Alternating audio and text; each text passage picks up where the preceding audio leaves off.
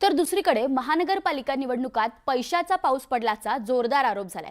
विरोधकांनी तर सत्ताधारी पक्षावर पैसे वाटल्याचे आरोप केलेच, पण काही ठिकाणी दोन सत्ताधारी पक्षातील कार्यकर्त्यांमध्येच राडा झाल्याचं पाहायला मिळालंय।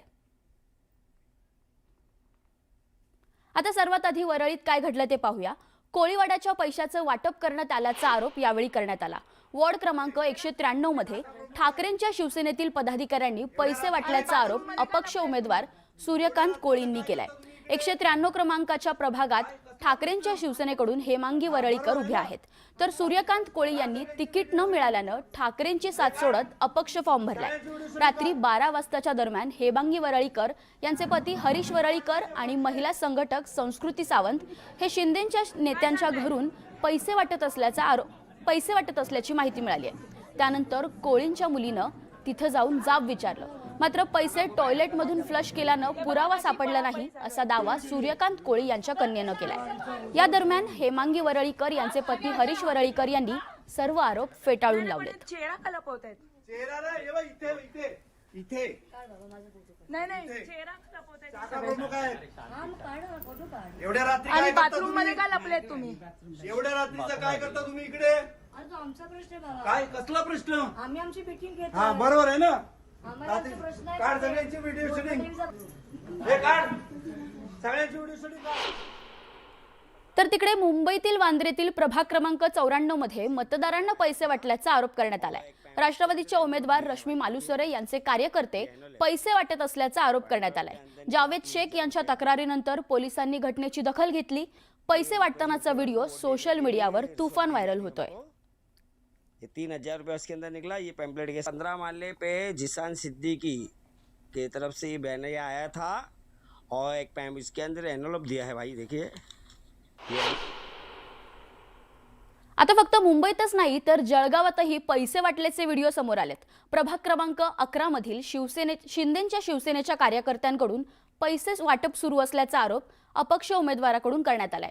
या प्रकरणी जिल्हाधिकाऱ्यांकडे तक्रार दाखल झाली असून अधिक तपास सुरू आहे। आता तिकडे पिंपरी चिंचवडमध्ये तर पैसे काहीच नाही तर मतदारांना वॉशिंग मशीन वाटण्याचा प्रयत्न झालाय।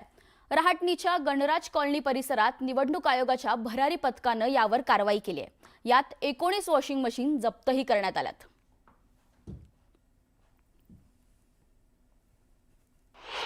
एवढंच काय तर उल्हासनगरच्या सुभाष टेकडी परिसरात एका रिक्षातून बॅग भरून पैसे घेऊन चालले होते। त्यावेळेस अपक्ष उमेदवार नरेश गायकवाड यांनी या रिक्षाचा पाठलाग करून ही रिक्षा सुभाष टेकडी परिसरात आल्यानंतर तिला थांबवलं आणि त्यात पैशानं भरलेली बॅग आढळून आली। यानंतर या रिक्षातील तरुणाला पकडून पोलीस चौकीत नेण्यात आलं। भाजपनं हे उमेदवारांसाठी पैसे पाठवल्याचा आरोप अपक्ष उमेदवार गायकवाड यांनी केलाय, तर भाजपनं मात्र हे आरोप फेटाळलेत।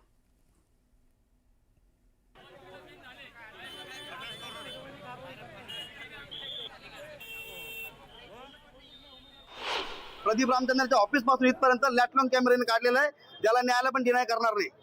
अशा पद्धतीने सगळे पुरावे तयार आहेत।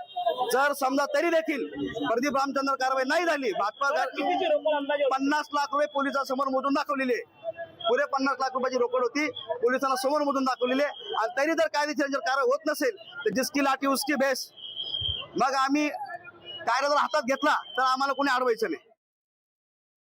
छत्रपती संभाजीनगरच्या बेगमपुरात प्रभाग क्रमांक 3 मधील मतदारांची यादी सोशल मीडियावर व्हायरल झाली आहे। पैसे वाटपासाठीची यादी असल्याचा आरोप केला जातोय। एका अपक्ष उमेदवारानं ही यादी समोर आणली असून या प्रकरणी स्थानिक आक्रमक झाल्याचं पाहायला मिळते। आम्ही पैसे घेऊन मतदान करत नाही असं म्हणत स्थानिकांनी निवडणुकीवर बहिष्कार टाकण्याचाही इशारा दिलाय। सर आम्ही मतदान नाही करणार, नाही करणार, आम्ही मतदान नाही करणार सर। आम्ही याच्या पहिले पण पैसे खाल्ले नाही आणि आम्ही पैसे खात नाही।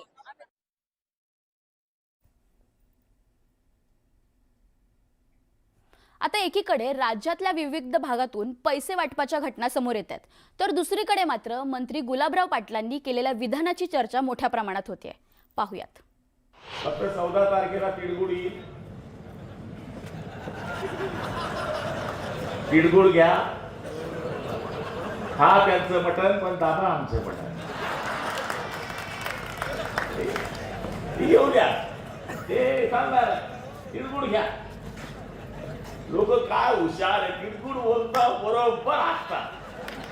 ते लोकांना सगळ्या गोष्टी माहित आहे.